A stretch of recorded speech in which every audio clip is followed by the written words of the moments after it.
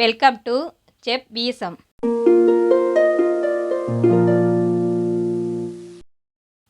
கோகுலாஷ்டமிக்காக அவல் பிரசாதம் எப்படி செய்யுதுன்னு இன்றைக்கி பார்க்க போகிறோம்.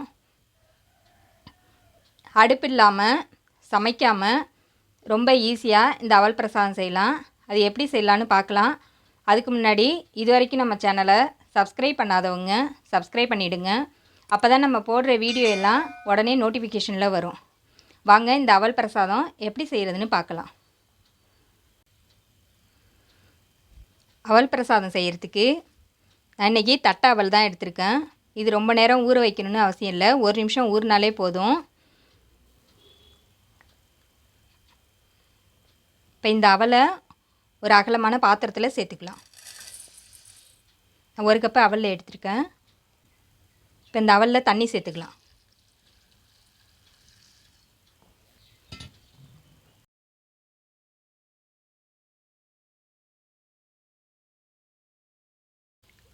இந்த அவலை நல்லா கழுவிட்டு தண்ணியை வடிகட்டிடலாம்.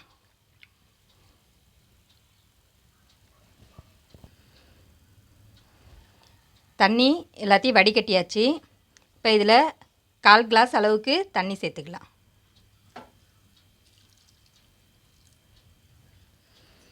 இது அப்படியே ஒரு நிமிஷத்துக்கு நல்லா ஊறட்டும். மூடி போட்டு வச்சிடலாம்.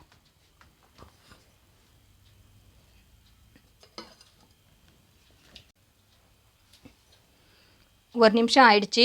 அவல் ஊறி இருக்கும்.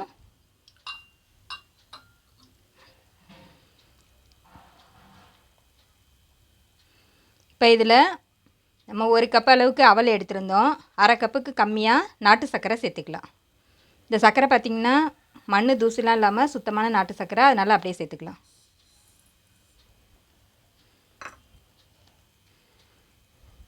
நாலு ஸ்பூன் அளவுக்கு தேங்காய் துருவல்,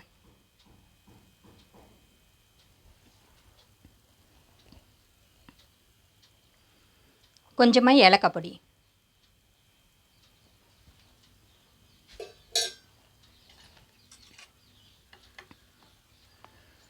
இது எல்லாத்தையும் நல்லா கலந்துக்கலாம்.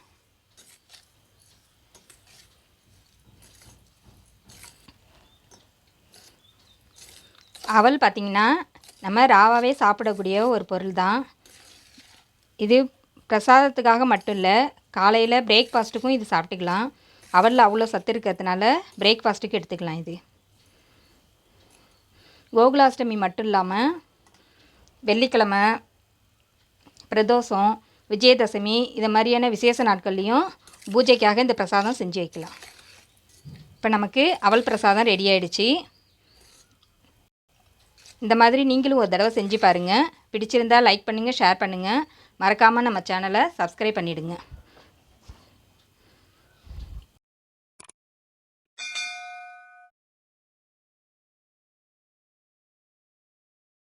ஸ்கூல் விட்டு வரும் குழந்தைங்களுக்கு